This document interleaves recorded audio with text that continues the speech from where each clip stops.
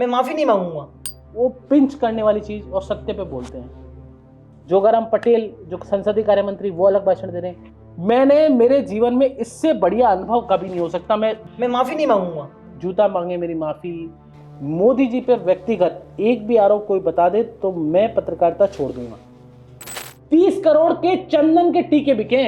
अकल्पनीय अविश्वसनीय आयोजन था महाकुंभ, जिसके अंदर इतनी जबरदस्त व्यवस्थाएं। एक छोटी सी घटना पर ये घटना हो गई, ये भगदड़ मच गई, ये ऐसे ट्रेन लेट हो गई, ऐसे लोग अरे क्या, इतने करोड़ लोगों में इतना सफल आयोजन मोदी और योगी ने कर दिखाया, कौन कर सकता है। राम राम सा हताईविद भाई जी में आपका स्वागत है। कैसे हो सर? बहुत बढ़िया। पीछे क्या लगा दिया लाल लाल? लाल लाल सर, दृश्य लाल ही है आजकल, पूरा माहौल गर्म है। अच्छा, चाय वाय पी ली आपने? चाय नहीं पी यार आज। क्यों? अच्छा नहीं थी, मन। स्वास्थ्य ठीक है आपका? स्वास्थ्य ठीक है, घूमे आया बढ़िया, शानदार, कोई दिक्कत नहीं है। किधर घूमे? वॉक कर आया, morning evening walk, sorry evening walk. अच्छा, सामने स्टेडियम है ना अपने ऑफिस के, तो वॉक करना जरूरी होता है। वॉक तो जरूरी है, बहुत ज़्यादा जरूरी है। आप सब भी करिए करें। तो आज हनुमान बेनीवाल बहुत चर्चा में है। वो बोल रहा है मैं माफ़ी नहीं मांगता, मैं माफ़ी नहीं मांगूंगा। तो हनुमान बेनीवाल ने जो बोला है वो सही बोला है कि वो माफ़ी नहीं मांगते। एक राजस्थान में कहावत है, झुका हुआ जाट और टूटी हुई खाट किसी काम की नहीं है। अच्छा, तो उन्होंने ये बोला है कि मैं माफ़ी नहीं मांगता। एक्चुअली गोविंद सिंह डोटासरा ने भी खुद ने माफ़ी नहीं मांगी। उन्होंने साफ कहा था मेरा जूता मांगे माफ़ी, उनकी जगह माफ़ी मांगी है टीकाराम जूली ने। तो ऐसा क्यों? खुद ने तो मांगी, आए नहीं, वो आज भी नहीं आए, सीकर थे कहीं, तो माफ़ी नहीं मांगी। वैसे जो जाट कास्ट के लोग हैं वो यही पसंद करते हैं कि उनके नेता जो बोल दें फिर वह बैकवर्ड्स नहीं ले, तो वो अपने कायम रहे। तो उन्होंने माफ़ी मांगी नहीं है। और एक मुद्दा और ये है कि हनुमान बेनीवाल है ना, कार्टून बता रहे हैं उसमें। हनुमान बेनीवाल ये बोल रहे हैं कि विपक्ष तो कार्टून है, कोई बोलने ढंग का आदमी नहीं है। सुबह कुछ और बोलते हैं, शाम को कुछ और बोलते हैं, फिर बाद में कुछ और बोलते हैं। और जो सत्ता पक्ष के लोग हैं वो भी कोई दमदार नहीं है, नेता कोई भी दमदार नहीं है। तो वो कह रहे हैं सदन कैसे चल रहा है समझ नहीं आ रहा। सदन में आज खास बात और थी। सदन में मैंने पता किया तो वहाँ आज विपक्ष के लोग भी कम थे, सत्ता पक्ष के लोग भी कम थे। फिर आप लोग भाई साहब सदन क्यों चला रहे हैं, इतना पैसा क्यों बर्बाद कर रहे हैं जनता का? लाखों रुपए डेली का जब सदन चलता है तो लाखों रुपए जनता का खर्च होता है, जनता के टैक्स के पैसे का खर्च होता है। सही बात है ना? आप तो मौज उठाते हो वहां जाके, तो जाए कहाँ रहे? पानी से लेकर खाना से लेकर सब विधायक को मिलता है, इतनी लाइटें जलती है, तो ये सब जनता के टैक्स के पैसे तो खर्चा होता है। लेकिन अब विधायक नहीं जाएगा तो चर्चा नहीं होगी। किसी ने मुझे बताया शादियां बहुत है तो इसलिए नहीं गए। तो क्यों नहीं गए भैया, जाना चाहिए, जनता के टैक्स का पैसा है। आप लोग तो।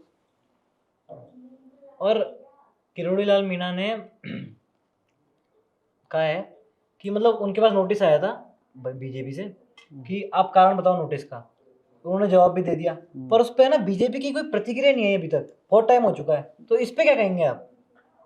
किरोड़ी लाल मीणा जननेता हैं, जननेता थे और जननेता रहेंगे, जनता से जुड़े हुए नेता हैं। मोदी जी को पता है कि वो मोदी जी को बहुत पसंद करते हैं।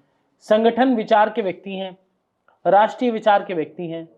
हिंदू समाज के लिए, सनातन के लिए हमेशा लड़े। आमागढ़ प्रकरण हो, चाहे शंभू पुजारी का मामला हो, चाहे तमाम जितने भी आध्यात्म से जुड़े मामले, उन्होंने सड़क पर उतरे विपक्ष में रहते हुए। अब वर्तमान स्थिति क्या है क्या नहीं है ये तो मुझे पता नहीं, लेकिन किरोड़ी लाल मीणा ने का स्टैंड क्लियर है। उन्होंने एक बार फिर से जो उनके समर्थक निराश हो रहे थे उनको कह दिया कि मेरा फोन ट्रैप हो रहा है, हो रहा है, हो रहा है, हो रहा है। अच्छा, साफ साफ कह दिया। और मैं आपको जानकारी दे दूं, उनसे जुड़े लोगों ने मुझे बताया कि केवल किरोड़ी लाल मीणा का ट्रैप नहीं हो रहा, उन्होंने कहा कि और भी नेताओं का हो रहा है। अब किसका हो रहा है ये तो जांच का विषय। और सूत्रों से जानकारी मिली है। We are not sure, we are not claiming that, हम क्लेम नहीं कर रहे, लेकिन ऐसा किरोड़ी लाल मीणा से जुड़े लोगों ने मुझे कहा। और गणेश गोगा ने सदन की गरिमा गोगरा कांग्रेस के विधायक हैं, तो उन्होंने सदन की गरिमा को तार-तार कर दिया, तार-तार कर दिया उन्होंने सदन की गरिमा को। सदन में गरिमा रखनी चाहिए, उन्होंने कहा जूता मारने की बात कही है। फिर मतलब ये कांग्रेस किस कल्चर पे आ गई है? प्रियंका गांधी तो कांग्रेस की नेता कह रही है कि मर्यादा रखनी चाहिए राजनीति में, भाषणों में। बिल्कुल। दूसरी ओर पहले गोविंद डोटासरा, अब ये गणेश गोगरा जूते की मारने की बात कर रहे थे। मतलब तो ऐसा क्या? आप माननीय विधायक हो, आपको आपकी क्षेत्र की जनता ने चुनकर भेजा है, तो आपकी एक बात करने की मर्यादा होनी चाहिए, लेकिन मर्यादा नहीं नजर आ रही। यहाँ पर कुछ भी बोल रहे हैं, कुछ भी चल रहा है, कुछ भी। हालांकि गणेश गोगरा जो मुद्दा उठा रहे थे वो लेजिटिमेट था, वो मांग उनकी ठीक थी। आज एक और विधायक प्रताप सिंह सिंघवी ने अपनी ही सरकार पर सवाल उठाए, उन्होंने एक सिस्टम को लेकर बात बोली है। तो विधानसभा वो मंच है, चाहे आप सत्ता में है चाहे विपक्ष में है, तो आपको एक मंच मिलता है विधानसभा के माध्यम से, जिसमें राजस्थान की करोड़ों की जनता वो सुनती है आपको, सारे पत्रकार आपको सुनते हैं, बुद्धिजीवी वर्ग, अधिकारी सब सुनते हैं, और ओपन चर्चा का एक प्लेटफॉर्म है। आप उसका सम्मान तो कीजिए। आप जूता मार देंगे, ये कर देंगे, जूता मांगे मेरी माफी, इस तरह के शब्दावली, मारपीट जैसी घटना विधानसभा में होना अशोभनीय है। मुझे लगता है कि डेकोरम होना चाहिए विधानसभा का। लेकिन अब कई बार क्या होता है कि टीआरपी की दौड़ ऐसी खतरनाक चीज है, वो छपास करोगे और टीआरपी की दौड़, दो चीज बड़ी खतरनाक होती है नेताओं के लिए। और राजस्थान की राजनीति में ये पुराना कल्चर, पहले के नेता ऐसे नहीं होते थे। 3 दिन सदन नहीं चला, 4 दिन चलना चाहिए था सदन, जनता के पैसे का सदन है, क्यों नहीं चल रहा भाई सदन? दोनों की जो एडामेंसी थी वो खत्म होनी चाहिए थी पहले दिन ही, लेकिन खत्म नहीं हुई। मुझे लग रहा है कि ये सब चीज़ें ठीक नहीं है राजस्थान की राजनीति के लिए जो हो रहा है, और कुछ गलतियां बीजेपी की ओर से, कुछ कांग्रेस की ओर से है। और सर टीकाराम जूली राइजिंग राजस्थान को लेकर हमलावर नजर आ रहे हैं, और एमओयू को लेकर। टीकाराम जूली ने जो भाषण था उनका मुझे बहुत अद्भुत, अकल्पनीय, अविश्वसनीय लगा, बहुत अच्छा बोले वो मुद्दों के साथ, तथ्यों के साथ बोलते हैं। उन्होंने कहा कि आपने राइजिंग राजस्थान में भरतपुर में जिस होटल में मीटिंग की, होटल तो बना हुआ था, फिर आपने उससे एमओयू कर लिया इतने करोड़ का। फिर उन्होंने एक हॉस्पिटल का उदाहरण दिया कि उससे इतने करोड़ का एमओयू कर लिया। फिर उन्होंने कहा जिसकी 100 करोड़ की औकात नहीं, उससे इतने करोड़ का एमओयू कर लेते हो आप। तो बेसिकली टीकाराम जूली का ये कहना था जिसकी हिम्मत ही नहीं है 100 करोड़ पे देने की, उससे आप 1000 करोड़ का एमओयू कर लोगे तो ठीक नहीं है। और उन्होंने कहा कि राजस्थान की जितनी जीडीपी नहीं है उससे ज़्यादा के एमओयू हो गए, धरातल पे कैसे उतरेंगे। फिर उन्होंने कहा कि आप मुख्यमंत्री जी आप अलग भाषण दे रहे हैं, जोगाराम पटेल जो संसदीय कार्य मंत्री वो अलग भाषण दे रहे हैं। तो टीकाराम जूली का जो भाषण था आज का, आपने एक चीज और गौर की होगी, टीकाराम जूली ने कहा कि मुख्यमंत्री जी अलग भाषण दे रहे हैं, जोगाराम पटेल जो संसदीय कार्य मंत्री वो अलग भाषण दे रहे हैं, इतने करोड़ का एमओयू इम्प्लीमेंटेशन हो गया। फिर उन्होंने कहा कि आपके जो गृह राज्य मंत्री हैं इसके उद्योग के, वो अलग भाषण दे रहे हैं। तो उन्होंने कहा कि भाई ये अब मुख्यमंत्री जी आपको इनको प्रेस नोट दे दीजिएगा। उन्होंने आरोप लगाया कि आप ये सब भाषण सेम दें। तो इस तरह से एक अच्छा भाषण मुझे लगा, और वो सदैव शब्दों में टीकाराम जूली बोलते हैं। मतलब मैंने उनको आक्रामक नहीं देखा, लेकिन वो पिंच करने वाली चीज़ और सत्य पे बोलते हैं। मैं ये नहीं कह रहा कि और लोग सत्य पे नहीं बोलते, लेकिन भाषण उनका सदा हुआ था, अच्छा भाषण था। एक तो आप सदन में मर्यादा को तार तार करें, जैसा कि और लोगों ने किया। आज गणेश गोगरा ने कहा जूता मार दूंगा, और फिर वो गोविंद डोटासरा ने जिस तरह से कहा था मेरा जूता भी माफ़ी नहीं मांगे। तो इस तरह से जो लोग बोलते हैं वो ठीक नहीं है। मुझे लगता है कि सदन की एक गरिमा होती है, उस गरिमा को आपको बनाए रखना होता है। लेकिन अगर आप गरिमा नहीं बनाए रखेंगे तो वो ठीक नहीं है कि जनता से पैसे से चलने वाला सदन है और आपको गरिमा बनाए रखनी पड़ती है। बिल्कुल। तो सर जो अभी गतिरोध चल रहा है जो ये, तो उसके अंदर ना तो अशोक गहलोत, ना सचिन पायलट बीजेपी में अपने, ना तो वसुंधरा, तो इसमें कोई भी नजर नहीं आ रहा। ऐसा क्यों? मतलब बड़े बड़े जो नेता हैं। क्या सचिन पायलट नहीं नजर आ रहा? हाँ, गहलोत नहीं है, गहलोत नहीं है, वसुंधरा। बिल्कुल सही बात बोल रहे हैं आप। बड़े जो चेहरे हैं ये राजस्थान के वो नहीं नजर आ रहे। और मेन किरोड़ीलाल जी तो आपको पता ही, छुट्टी ले रखी है। लेकिन आज भी मैं उनके पता किया घर पे, तो कई लोग मिल रहे थे, लोगों की समस्याओं का समाधान कर रहे थे। बाबा तो वही सुबह उठते हैं, लोगों की समस्याओं के लिए फ़ोन करते हैं। तो वो तो प्रधानमंत्री नरेंद्र मोदी को फॉलो करते हैं, अंतिम व्यक्ति तक लाभ जाना चाहिए, अंत्योदय। जो मोदी जी ने किया है, जो कहा है वो किया है। मोदी जी अच्छे व्यक्ति हैं, जो कहते हैं वो करते हैं। बिल्कुल। ऐसे गोली नहीं देते। और जीरो टॉलरेंस की नीति, आप देखिए पूरे 10 साल से ज़्यादा हो गए मोदी सरकार को। मेरे को केंद्र की, मैं किसी और नेता की बात नहीं करूँगा, मोदी जी पर व्यक्तिगत एक भी आरोप कोई बता दे तो मैं पत्रकारिता छोड़ दूंगा, व्यक्तिगत खुद पर, क्योंकि उनके आगे कुछ नहीं है, पीछे कुछ नहीं है, परिवार है लेकिन वो मानते नहीं, वो कहते हैं कि उनके घर वाले आज भी वो जिस स्थिति में पहले थे उसी स्थिति में रहते हैं। ऐसे नेता, योगी और मोदी जैसे नेता मिलना बहुत मुश्किल है, और अमित शाह जैसे नेता। तो वो जो योग था इतने सालों बाद का, वो कब आएगा वो पता नहीं, लेकिन आप देखिए कितने 66 करोड़ शायद है ना, आई थिंक, मेरे हिसाब से, मैं डेटा अभी देखा था मैंने कहीं, तो इसमें कितने श्रद्धालु, 66 करोड़ लोगों ने, अभी रुक जाओ मैं बता देता हूँ आपको, कितने करोड़ लोगों ने, 66 करोड़ से अधिक लोगों ने डुबकी लगाई है।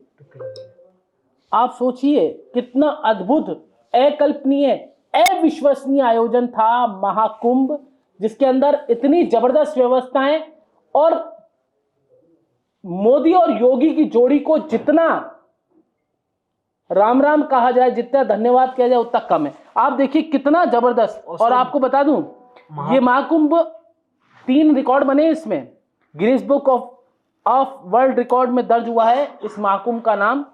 3 रिकॉर्ड, महारिकॉर्ड बने हैं। और गंगा की सफाई का एक रिकॉर्ड बना है कि इतनी गंगा की सफाई हुई। एक रिकॉर्ड बना हैंड पेंटिंग का, वहां पे हैंड पेंटिंग जो हो रही थी। एक जो रिकॉर्ड बना है मेला क्षेत्र में झाड़ू लगाकर, मैं देख रहा था दिन रात उन सफाई कर्मियों को, धन्यवाद जिन्होंने इतने करोड़ लोगों की व्यवस्था की। कुछ पत्रकार, कुछ एक एजेंडाधारी पत्रकार ये चला रहे थे कि एक छोटी सी घटना पर ये घटना हो गई, ये भगदड़ मच गई, ये ऐसे ट्रेन लेट हो गई, ऐसे लोग, अरे क्या इतने करोड़ लोगों में इतना सफल आयोजन मोदी और योगी ने कर दिखाया, कौन कर सकता है मुझे बताओ? कोई नहीं कर सकता इतना सफल आयोजन। और मोदी और योगी ने जो किया वो अकल्पनीय, अविश्वसनीय था, है और रहेगा, क्योंकि मोदी ने जो कहा वो किया। और आपको बता दूं 100 करोड़ के रुद्राक्ष वहां पे बिके, बड़ी बात, 100 करोड़ के रुद्राक्ष वहां पे बिके हैं महाकुंभ के अंदर। आप देखिए कितने रुद्राक्ष बनाने वालों को रोजगार मिला, कितने रुद्राक्ष बेचने वालों को रोजगार मिला, और कितने लोगों को रोजगार मिला। ये बड़ी बात थी। सिर्फ रुद्राक्ष का मैंने आपको एग्जांपल दिया। 30 करोड़ के चंदन के टीके बिके हैं, 30 करोड़ के, तथ्यात्मक जानकारी दे रहा हूं मैं आपको, 30 करोड़ के चंदन के टीके महाकुंभ में बिके हैं। आप देखिए चंदन जो बनाता है या जो बेचता है, कितने लोगों को रोजगार मिला। बिल्कुल। और आपको बता दूं 45 दिन में कुल 4.32 करोड़ श्रद्धालु काशी भी पहुंचे। काशी भी पहुंच गए? काशी भी पहुंचे भाई। 66 करोड़ श्रद्धालु तो महाकुंभ के आस्था के इस महाकुंभ में डुबकी लगाई, और 4.2 करोड़ श्रद्धालु काशी पहुंचे। महाकुंभ के दौरान हर रोज करीब 5 लाख लोग बाबा विश्वनाथ के दर्शन किए। मतलब विश्वनाथ, काशी विश्वनाथ की जब हम बात करते हैं तो दोनों की एक साथ बात आती है, तो विश्वनाथ के भी दर्शन किए। तो ये अद्भुत जो आयोजन था वो योगी और मोदी की जोड़ी थी, और केंद्र सरकार, राज्य सरकार का जो एक साथ था। और बड़ी बात ये आपको बता दूं, इस महाकुंभ के अंदर बड़ी बात यह कि रेल मंत्री अश्वनी वैष्णव की भी बहुत बड़ी भूमिका थी। दिन रात उनकी ट्रेन चलती रही और यात्रियों को गंतव्य स्थान तक पहुंचाती रही। प्रयागराज की ट्रेन हर स्थान से देश की चली, और रेल मंत्रालय के कर्मचारियों ने बहुत अच्छा काम किया। उनका भी साधुवाद, क्योंकि हम तो खुद ग्राउंड जीरो पर जाकर आए थे। आप देखिए रेल मंत्रालय ने जबरदस्त काम किया। और बड़ी बात ये, रेल मंत्री अश्वनी वैष्णव दिन रात जाग के खुद मॉनिटरिंग कर रहे थे कि कोई यात्री परेशान तो नहीं हो रहा, कोई श्रद्धालु परेशान तो नहीं हो रहा। उन्होंने जो प्रयागराज रेलवे स्टेशन पर खुद जाकर, जो वहां कर्मचारी थे, उनका धन्यवाद व्यक्त किया। आप सोचिए कितना लोड होगा रेल पर, अतिरिक्त ट्रेनें चलाई गई और खुद मंत्री मॉनिटरिंग कर रहे हैं। ये बड़ी बात है। ऐसा रेल मंत्री मिलना मुश्किल है, ऐसा प्रधानमंत्री मिलना मुश्किल है, और ऐसा मुख्यमंत्री योगी जैसा मिलना मुश्किल है, जो दिन रात इस प्रयागराज मेले को सफल बनाने के लिए लगा रहा है। लेकिन कुछ टूल किट लोगों ने और कुछ पत्रकारों ने, एजेंडाधारियों ने बीजेपी के खिलाफ माहौल बनाने के लिए, सनातन के महाकुंभ को बदनाम करने के लिए अपना एजेंडा चलाया, जो कि गलत था। आप देखिए जब इतनी बड़ी एजेंसियां हाँ, Guinness book of world record और तमाम और सर विदेशी एजेंसी। मैंने तो आज तक ऐसा आयोजन मैंने कभी नहीं देखा। मौनी अमावस्या के दिन मैं खुद वहां पर था, आप देखिए कितनी भीड़ थी, जबरदस्त। जबरदस्त। और लोग मतलब ऐसा लग रहा था कि बहुत अच्छी जगह आ गया। मैंने मेरे जीवन में इससे बढ़िया अनुभव कभी नहीं हो सकता। मैं 8-10 दिन वहां रह के आया, मुझे लगता है कि ईश्वर ने मुझे मौका दिया और मैं 8-10 दिन वहां रह के आया संतों के बीच में, और संतों का आशीर्वाद मेरे पे रहा। जबरदस्त आयोजन। और मतलब जितना साधुवाद दिया जाए सरकार को, देखो सरकार गलत करती है ना तो गलत बोलना चाहिए। छोटा आयोजन में कुछ गलती हो जाती है, इतने बड़े आयोजन मान लो अपन अपने घर पे कोई बहुत बड़ा आयोजन कर लें, 10 लाख लोगों का खाना कर रहे हैं तो गलतियां हो जाती है, हो सकता है कुछ खाना कम भी पड़ जाए, लेकिन इस तरह से क्रिटिसिज्म करना भी गलत है। पर आयोजन किया अपन ने 10 लाख लोगों का और आ गए 6 करोड़ लोग, तो तो बिगड़ हो जाएगी जाता है ना। ना व्यवस्था, ये तो कोई बड़ी बात नहीं। और बता रहे हैं कि यूनेस्को से भी अधिकारी आए हैं। हाँ, यूनेस्को के अधिकारी भी कहा जा रहा है कि वो भी आ रहे हैं। कि इतना बड़ा आयोजन हुआ कैसे? मुझे तो 66 करोड़ लोग एक साथ, मतलब ये हिंदू समाज की कैसा एकता लगता होगा, का मतलब जो कि ये योगी मोदी की जोड़ी कर सकती, कोई नहीं कर सकता। रोंगटे खड़े कर देने वाला एक वो है। तस्वीरें भी रोंगटे खड़े करने वाली थी और जबरदस्त थी, अद्भुत थी। बाप पार्टी के एमएलए ने आज बहुत बड़ा वो किया है, हम्म। तो उस पे क्या कहेंगे आप? भाप पार्टी के एमएलए ने आरोप लगाया है कि उन्होंने कहा है, तीनों चारों थावरचंद और वो तीनों चारों एमएलए थे, राजकुमार रोड के चारों एमएलए थे, उन्होंने कहा है कि भाई जो फंड है आदिवासियों का, क्योंकि आज विधानसभा में चर्चा उसी पे होनी थी कि आदिवासियों का जो फंड है उस पर वो जो फंड आदिवासियों को मिलता है उस पर उन्होंने कहा है कि भाई ये फंड का इम्प्लीमेंटेशन नहीं हो रहा, धरातल पे उतर नहीं रहा। तो इसलिए उन्होंने आरोप लगाया है, चारों चारों जो विधायक है उन्होंने आज प्रेस कॉन्फ्रेंस करके आरोप लगाया विधानसभा के बाहर। तो आपने तस्वीरें देखी थी। तो बाप पार्टी एक्टिव है अब, जो तीसरी बड़ी पार्टी है, जहाँ पहले हनुमान बेनीवाल की पार्टी होती थी, अब बाप पार्टी। हनुमान बेनीवाल की कमी जरूर खल रही है विधानसभा के अंदर, लेकिन अब उनके पास दुकान में सामान है नहीं, विधायक है नहीं उनके पास। तो अब देखते हैं क्या होता है, लेट्स सी क्या होता है। राम राम सा हताई भाई जी में इतना ही। धन्यवाद। राम राम।